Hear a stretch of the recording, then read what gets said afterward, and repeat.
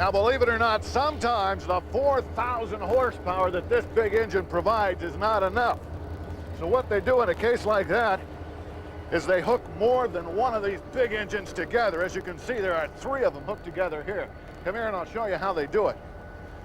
This is the coupling device. It holds the 2 trains together. It's kind of like holding hands like that, and it keeps them from coming apart, but there's enough flexibility there that when they go around curves and things, it can move. These hoses are electrical hoses here. These are the control hoses, and of course, this one's the most important. This is the air hose. Like I told you, the air hose is what powers the brakes. Let's take a look at one of these brake cylinders. This is a brake cylinder on one of these engines, and as this works, the air is pumped in, pushes this lever, and that causes the brakes to clamp down on the wheels and slow the train down. Another device you may not know about is sometimes the wheels slip. There's a little squirting device that actually squirts sand onto the track that gives the train traction and creates friction so they can get up steep hills.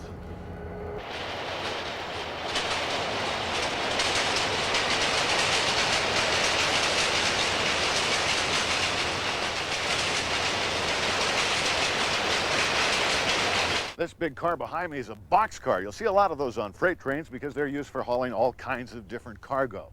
Now this next car up is a tanker car. You'll see a lot of those too. This particular one is full of liquefied petroleum gas. Now this gives us a good opportunity to take a close-up look at the wheels on these cars.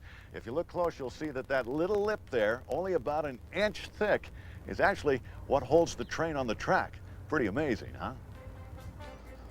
Now, I know what you're probably thinking. You're thinking we're at the airport instead of a railway yard. The fact is, that tower behind us is much like the tower that they have at an airport. But instead of controlling airplanes, it controls trains, and lots of them.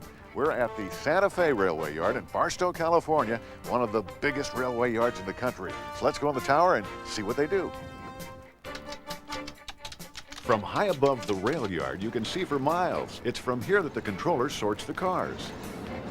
Maybe the easiest way to explain what happens in a railroad yard like this is to compare it to a giant post office, only instead of sorting mail, they're sorting railroad cars. They call it humping because they roll them over a hump in the track, cut them loose, and then they actually coast down to the switches where they're switched off into the different trains and different combinations of trains. Once they're all hooked up, then they're sent off all over the country.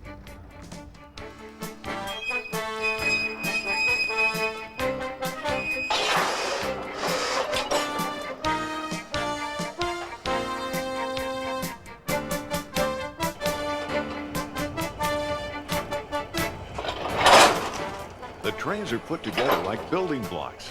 They lock together automatically. Air hoses have to be hooked up by people. This is a dangerous job.